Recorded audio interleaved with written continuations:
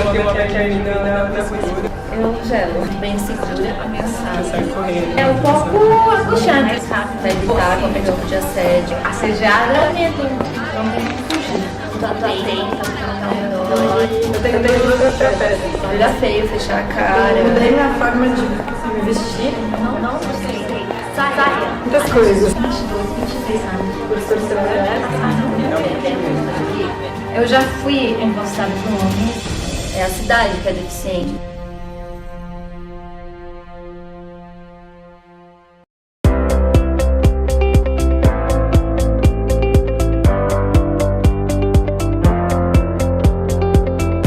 Bom, esse projeto nasceu através de uma ideia que nós temos dentro da Berlite, que é necessário pensar o transporte público, né, sustentável para todos.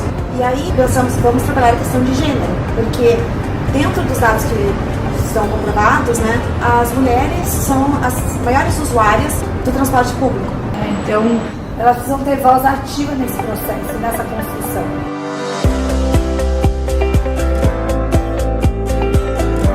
O projeto ele foi estruturado em 4 encontros, foram trabalhadas mais de 6 ferramentas colaborativas. Então, elas trouxeram muito essa questão de não ser apenas um encontro onde se fazia debates, palestras ou painéis, mas sim uma troca de experiência. Para a gente integrar os conhecimentos, trocar essas informações, centralizar isso de todos os coletivos e usuários do transporte público.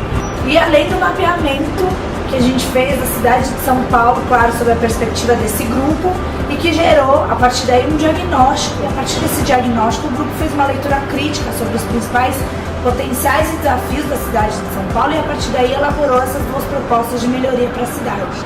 A primeira é para dar acesso, transparência e centralizar as informações, os dados a respeito de violências e abuso contra as mulheres.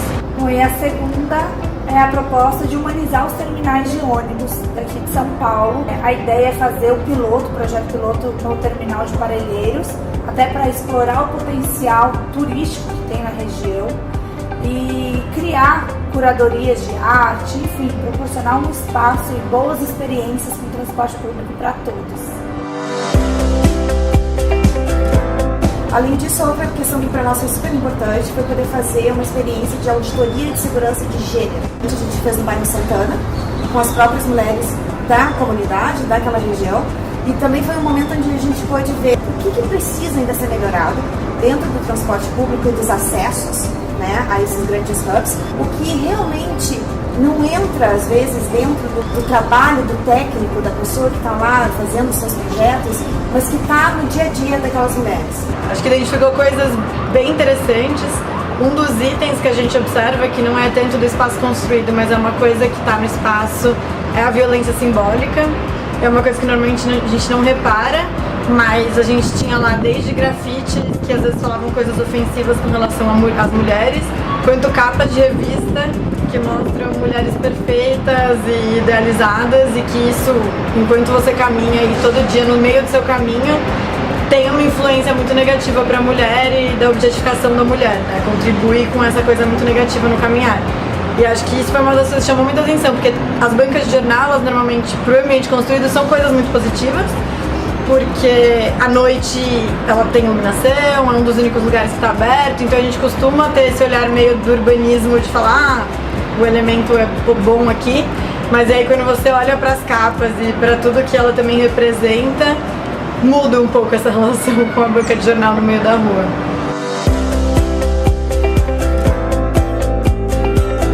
Bom, a gente conversando com as mulheres da região e aqui também a partir dos encontros da coalizão, a gente entendeu que o Terminal de Santana era um espaço muito interessante para ser observado e avaliado, porque ele é um espaço obrigatório da região, né? Então, quando você se desloca de metrô, quando você se desloca de ônibus, quase necessariamente você tem que passar por lá. E também porque ali você tem a integração dos meios de transporte, né? Você tem metrô, você tem ônibus, você tem as pessoas que têm que caminhar e também você tem um fluxo muito grande de carro, porque ele está próximo de muitas vias principais ali da região. Foi muito legal, porque a mais nova tinha 16 anos e a mais velha tinha 74. E a gente tinha gente fora de São Paulo, de São Paulo, também tinha participante com deficiência física. E tinha pessoas de diferentes raças, diferentes orientações sexuais, diferentes pensamentos. E a gente precisa considerar tudo isso, né? Quando a gente vai ter esse olhar, o olhar da mãe, o olhar da menina solteira, o olhar da pessoa mais velha, o olhar da pessoa com deficiência. E a auditoria fez com que as mulheres pudessem enxergar o território com um novo olhar. Então, todas que eu tenho falado nessa semana, elas falam, agora a gente olha para as placas, a gente olha para a calçada, a gente olha para a rua, a gente olha com medo, mas com uma forma de aprendizado mesmo. Então, assim, eu tenho medo, mas por que isso acontece comigo? Por que isso acontece com outras mulheres? Por que a minha criança não tem acesso?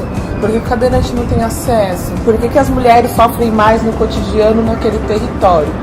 Então, a auditoria foi muito importante, né, no terminal, mas a Zona Norte como um todo. Então, todas voltaram para casa com um novo olhar. E isso foi importante para a gente. Então, a gente está também como contemplar todas essas necessidades, porque esse também é um processo que precisa ser feito com muito cuidado, porque você não apenas precisa facilitar com um apoio técnico e com responsabilidade, mas também com um apoio emocional, né? Ali fica um espaço que tem que ser um espaço de vínculo, de troca e de segurança entre mulheres.